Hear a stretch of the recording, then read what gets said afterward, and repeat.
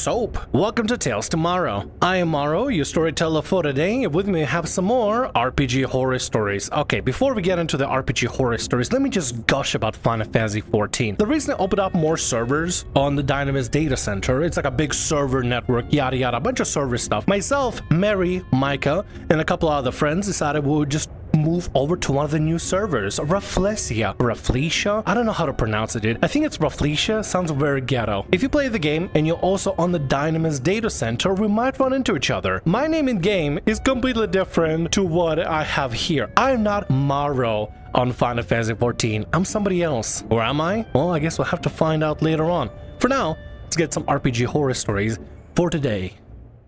DM wants to sex up everyone. Oh my god, the title for these videos, dude. The title for these stories. I'm gonna use them as a title. And it's probably gonna get demonetized, but like, what the hell is this title? I'm enticed. I've been a forever DM for a long time. Me and my girlfriend wanted to play a game together, so we looked on Facebook to find a local D&D group. Found an early Strahd campaign. Decided to excitedly give it a try. I could finally be a player. Walking in, the table was interesting. There was a 15-year-old girl, a 70-something older gentleman, myself and my partner, and another confused first-timer like myself. Some conversations started and some anime... What the hell am I gonna read this as? Anime adult cartoons etched into silver dollars got passed around. First red flag. After some rather inappropriate talk with a minor at the table and some rather confusing onboarding, we get to playing. The first NPC we meet is Strahd's High Chancellor Vasily. It became quickly apparent this guy is the DNPC and is following us everywhere. He played him as a sex pest, constantly going from player to player, trying to hit on them. I refused and let him down gently. Apparently though, after making it to town, I still woke up nude next to his NPC. I asked the DM if there wasn't any evidence of me being violated. He said it was all about perspective. Yeah, if you're waking up next to somebody naked, I'll probably think that I'll be violated as well. Honestly, I'll be mortified if that happened to me. I mean, imagine waking up naked to somebody that you don't know. That's a horrifying thought. Festivities continued, and the DM's daughter wanted to sit in an RP a little. He immediately makes an NPC start dancing with her and hitting on his daughter's PC. He tries to get them to bone, but the daughter refused. I made an excuse and me and my partner bailed. Yeah, good thing you bailed. What? The DM wanted to literally have a bone session with his daughter's PC. That is weird, dude. Ugh, like, that is weird. That gives me so many icks. This guy looked like a South Park World of Warcraft guy and just about pushed every negative stereotype about the game to the forefront of play. I feel gross, maybe a little traumatized. The DM might be soliciting minors for inappropriate things too. My partner heard him talk about hitting on the minor at the table's friends, debating on calling the police. He works at a local school. Ugh. Yes, 100% call the police. There's something weird going on. What the f***, dude? What the actual fuck? Okay, let's go ahead and get to the next story before I completely vomit. Good lord. Creep not happy that he isn't allowed to prey on vulnerable player. I've had a lot of bad experiences over the decades, but this has to be one of the worst ones because it struck so much more personal than anything else I've experienced before. The group is full of adults, all 30 plus. A friend of my wife, a woman we'll call Clara, a friend of mine who we'll call Lou, a friend of my friend who was suggested to me because he's a great role player and not a number cruncher who couldn't really find any group lately. This is the problem guy who I'll call Phil. Finally, a close friend of the family, V. I'm gonna just say Vicky. Vicky was the main reason I run this weekly group right now, because she had been through an incredible, terrible period lately. She lost her husband to a sudden cerebral hemorrhage, and is still recovering after a failed self-harm attempt recently. Vicky, I am so sorry. Oh my god. We had a lot of concerns about her well-being, and we were making sure she wasn't alone. It's been a long and hard period of trying to get her mood up even a little bit, but it was working out pretty well with role-playing games, as she seemed to be easily absorbed by them. Unfortunately, Phil's idea of role-playing quickly turned out to be a bit more personal than expected. He quickly flirted in-game with 2 women and was quickly told to knock it off. After a little bit of back and forth, he toned it down, but instead stuck to comedic unreciprocated love towards Clara, which he thought was funny too. Worked okay for a few sessions, and the mood was actually pretty good. Dynamics seemed to work. That is until one session 2 weeks ago, where during a short break, Lou asked why the kitchen door was locked. It's an old building in lock we don't use ourselves, but it came with the house. Phil had locked Vicky in there talking to her about stuff related to the game and such. Now, we're adults, and Vicky acted like usual when they came out, with Phil seeming more pissed than before. So I figured it was Phil coming with a bad suggestion that Vicky shot down. Since she didn't seem too bothered and her confirming she was fine, we let it go. Only make it very clear the kitchen should not be locked under any circumstances. If there's no way to open it from the other side, dude, that sounds like a really bad situation. At that point, I would have just like taken off the entire door handle at that point. Like just straight up, no locks at that point. I get some places, you know, for privacy and stuff, but like locked doors is not a bad thing, but locking a kitchen, especially if it's like an old-timey thing, if you don't have a way to unlock it from the other side, what do? Then we got to our last session.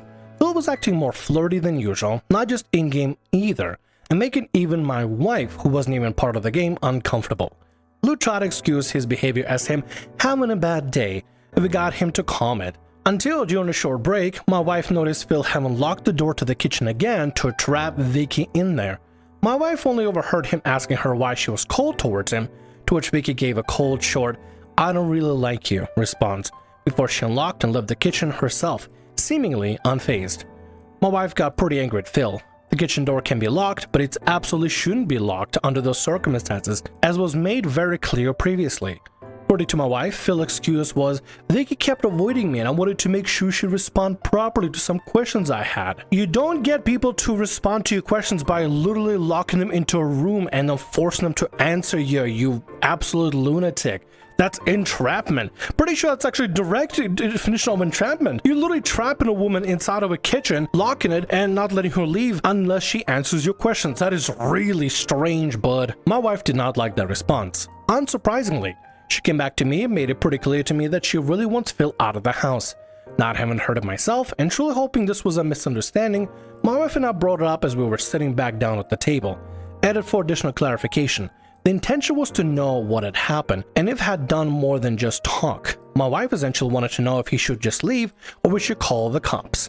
Instead of coming with any kind of excuse, Phil just got pissy. He turned to Vicky with the most ridiculous sentence I've ever heard in a lifetime.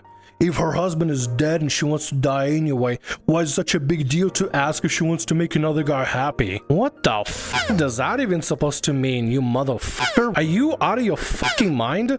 Are you literally going to be saying stuff like that out loud in front of everybody? Are you really going to be praying on somebody who is clearly not in the right headspace, not in the right mind, in order to get whatever the hell you're trying to get, probably some sort of sexual favors? You absolute fucking freak.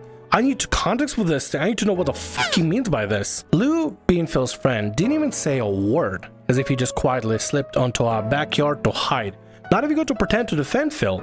Vicky just instantly packed up her things and left, clearly pushed beyond her level of comfort, with my wife following her out the door.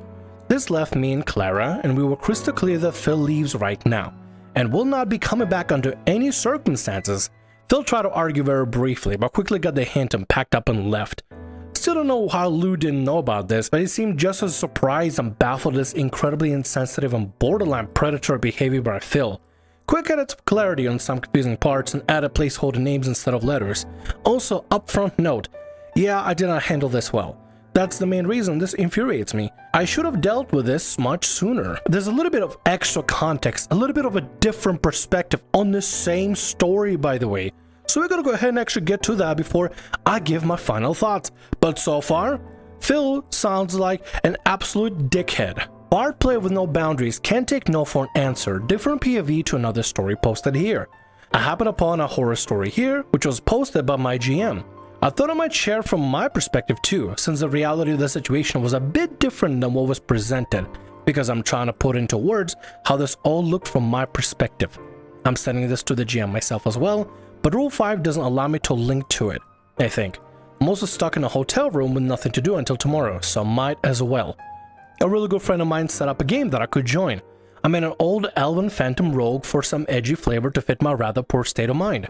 We were 4 players, but the only one that really mattered in the story is the human eloquence bard, a pretty stereotypical bard, whose player could never remember what his features or spells did.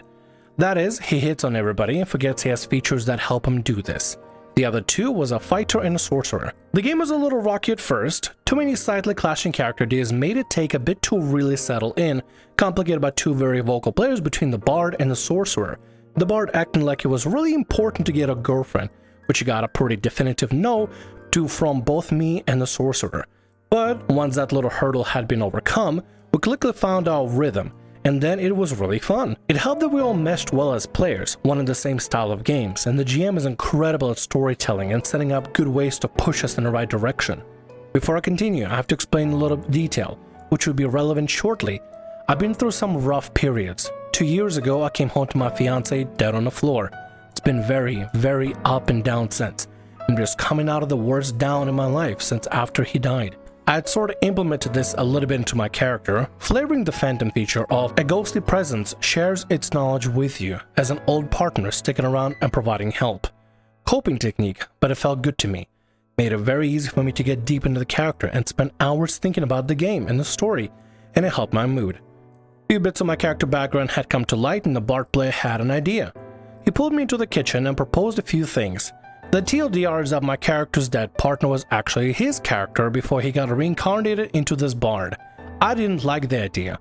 I explained that I would never want to have any romance stuff going on with the people here, neither in or out of game. He wasn't very happy with that response, but we got interrupted when someone tried to enter the kitchen we were talking in. Bard guy had locked the door because he wanted this to be a secret. This didn't really seem off to me at the time. We, or mostly the bard, got chewed out for locking the door. The bard player soured a bit after this, letting it spill into the role-playing too for the rest of the session. But at this point in time, I had no real problems with him yet. Jim and his wife asked if everything was fine, and I told him more or less the same. We had a chat about the game, all good. But either way, it just feels really strange to lock you into a kitchen to try to figure out this secret and stuff. Couldn't you like, I don't know, texted you or like while at the table and like discussed it like out of game and stuff, or you know, not lock the kitchen? What's the point of locking the kitchen? It basically feels like entrapment. I mean, maybe you don't see it this way. Maybe some people won't see it this way, but I kind of feel like it's a little bit of entrapment. I mean, it's fine to keep a little bit of secrets and go a little more on the hush-hush and stuff, but I would never lock somebody away or lock somebody into a room just to try to get a secret through with them. I would just, you know, sneakily whisper them in DMs or something, or ping them and stuff. I don't know. I feel like there's probably better ways to do it than just straight up locking somebody into a room, try to get them to agree on a plan. Right after this session, Bart texted me on Discord. It was very aggressive, bitter, and angry. He blamed me for ruining the rest of the session with a few threats of him leaving the group and a few slightly weirdly generalizing comments about women. There was a few big walls of text which I didn't really know what to respond to. So I ended up responding with a short, maybe a bit rude, "Sorry, I'm not in a great spot at the moment. I hope we can still play as normal because they have still been fun to play with, but I need to keep this at arm's length." This message was clearly not good enough for him, and he got a bit angry and questioned me about meeting outside of the group. I only gave him a small, "No, sorry. I was busy and not feeling up for any social interactions with what was still a stranger to me, especially not since he seemed rather angry." He sent me a few more messages, which I didn't read, and has since been deleted, unfortunately. I have a feeling I'm happy I didn't read them. There's nothing wrong with establishing that you have boundaries and you want to keep things at arm's length. Even if it may sound rude, establishing boundaries is priority for this sort of thing because your boundaries matter. Your limits, your do's and don'ts, you need to establish them early on, regardless if it's somebody you're friendly with, or a stranger, somebody you recently met, or somebody you've known for a while. Re-establishing boundaries and establishing boundaries is a good thing. Also, sorry there's no Morrow moving around. Morrow completely forgot to read this part, so Editor Morrow has to make this up somehow. Last session I arrived a bit late and didn't get much of a chance to talk to neither the bard player nor the GM before we started. The session went very poorly. We were visiting a festival and the bard took that as a chance to get his character drunk and used it as an excuse to act very indecent towards everybody, especially me and the sorcerer. It was not fun to be part of.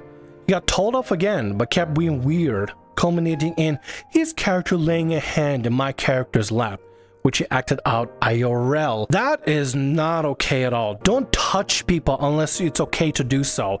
What is wrong with this guy? He didn't get a chance to say what he wanted to say because I interrupted him with a quick shove and a harsh "don't touch me," which was decidedly not in character, but I cannot stand physical contact. The GM didn't notice this, I think. The bard quickly turned in towards the sorcerer, who he picked a fight with in game, and lost before he calmed down a bit. It made the following half an hour of the game feel very tense, at least for me. I went into the kitchen to get a cup of tea to clear my head. where I got a chance to talk a bit to the fighter player about the bard. I told him a bit about what was going on, asked if it was normal, and if I could get him to talk to his friend. He was very defensive towards the bard player, so I just gave up. Spent a bit longer finishing the tea, strongly considering just sitting out the rest of the session, before the bard enters the kitchen, closing and locking the door behind him. He was quiet for a bit before he asked if I had read his messages. I gave him a short no. He gave me a short, out-of-nowhere spiel about not needing to feel faithful to a dead man, following about a question about how I would surely miss sex a little bit by now, to which I only responded that none of those things concern me. Never mind, I take everything back about this guy. He completely 100% knew about your entire predicament, about your whole story, and wanted to push it further until he can get his way. And now he is here again, locking you again in the kitchen, trying to talk to you about your complicated situation, to try to coerce you into something. What the fuck is wrong with this scumbag? This made him approach me in a very strange and uncomfortable manner, getting way too close for comfort. What if it made someone else happy? Would I need to leave this group first to fit your no dating in a group policy of yours? I could really not deal with this line of questions anymore. I simply ignored him, turned around, finished my cup of tea. Since he was effectively trapping me, I just walked into his arm, letting him decide if he really wanted to keep me detained in there or not, but he just let me pass and asked me, "Why are you so cold?" Which I could only respond to with, "I do not like you." Yeah, understandably so. The guy's acting like a complete and utter dickhead, a complete asshole, completely, utterly insensitive. All the guy had to do is just leave you alone. But no, he really wants to go after you and start bringing up your dead husband into the conversation because he wants to get some action. Go out and rent out a prostitute if you really want some action. Leave the girl alone, dude. The way he's bringing up her dead husband and saying, what if it's to make somebody else happy? He's only thinking about himself. He's not even considering, hey, maybe I should just leave the poor girl alone. She's gone through a lot. She just wants to play some D&D. She wants to be left alone, just drinking some tea and just chilling and having a good time. No, let's be a selfish bastard and keep harassing her continuously because I really want to get some poontang. Before I could even think to answer, the yelling really began. GM started yelling, Bard yelled back, Sorcerer joined the yelling. I had hoped to talk it out, but I couldn't under those circumstances. I could barely focus on what anybody was saying, so I quickly just swept my stuff into my bag and left. GM's wife followed me to the car and helped me calm down enough to let the worst of it pass. She didn't ask about what happened, but just quietly helped me calm down. I got 2 more messages from the Bard play after this. First one was another request to meet privately to talk it out, asking for my address. I ignored him as I talked a bit with the GM about the situation, which made Bard send another message. This one was a bit more concerning. I get it now. You really don't care, right? Not at all. That's great. Hope you can keep having that mentality no matter what happens. See you soon. So the guy literally decided to go with a, I'm gonna be the serial rapist character in the storyline. Because that sounds extremely rapey. That sounds extremely rapey. And yeah, I'm gonna have to censor that word specifically because it's struggle snuggle, but a little bit shorter, more to the point. I asked the GM a bit more directly about what happens now with the group, and by then it turned out the GM had already resolved to kick the Bard and the fighter player, and informed them of this hours earlier, and told the Bard at the end of the last session that he was no longer welcome. So this see you soon feels a little ominous.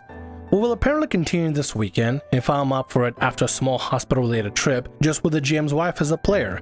So we're still 3 players, and the GM and his wife will help keep an eye out for the Bard, in case he shows up anyway. I'm also going to have to file a report on the Bard.